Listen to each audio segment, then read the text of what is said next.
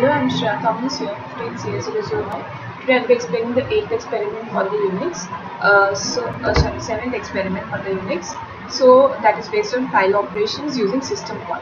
So the first program is to copy one file from the other file. So we'll see the program for that.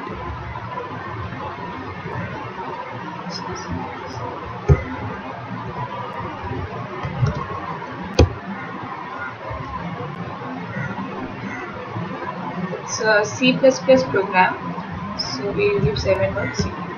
Yeah. So this is the program.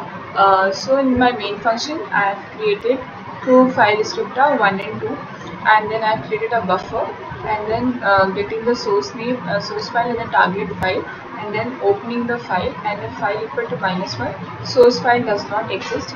If otherwise, open it.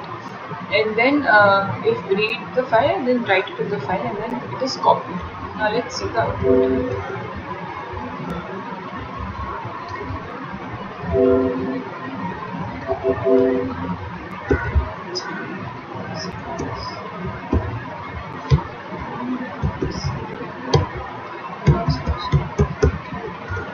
So it's asking me to enter the source file. I'll give sample.txt. The target file I'll give copy.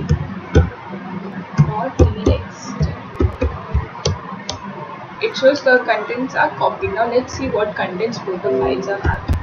Cat sample.txt and cat copy.txt.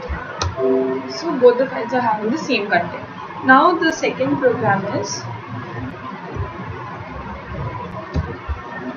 to concatenate two files and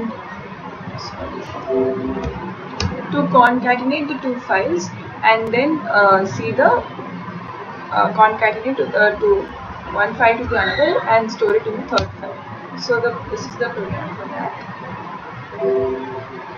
Here we have 3 file descriptor because we have 3 files, and then 3 buffers.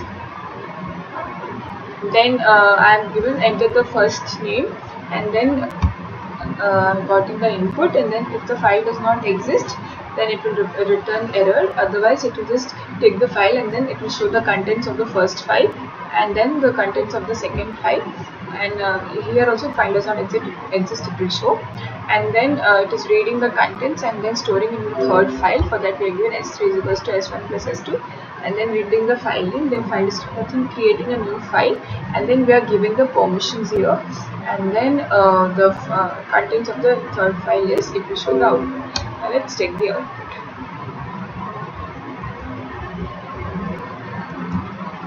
GCC exercise 7b.cpp.a.out. Enter the first file name. I'll give file1.txt.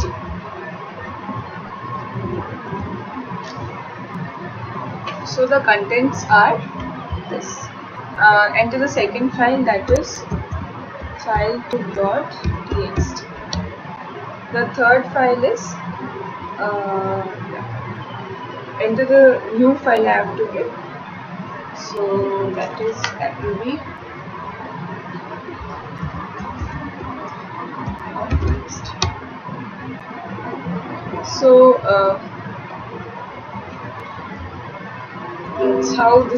that's how this works. Now we'll see the next program. So this is the program to append some text to the data. So we have the C++ program here. All the necessary files, header files we have included, and then the file descriptor, character buffer, and for getting the file name input, and if the file does not exist, it will give the error. Then LC in 0 and 2, then some data, and then buffer in, then append is done successfully. Now let's see the output. First is we should give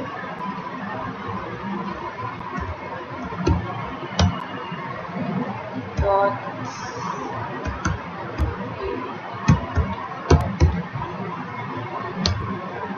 enter the file name. So I'll give append.txt. Then some data I want to append.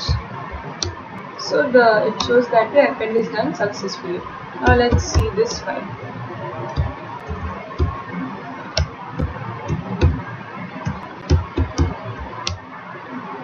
So here at last append has been done. Next is a C++ program to randomly access a file. So we'll see the program for that.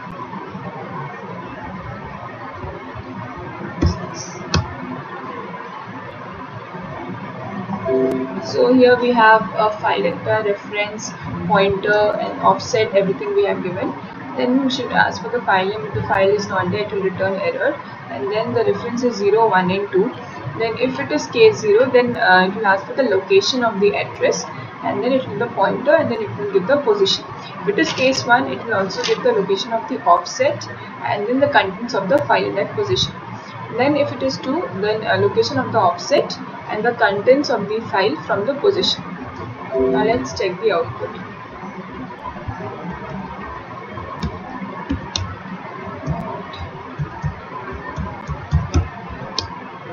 So file name I will give append.txt.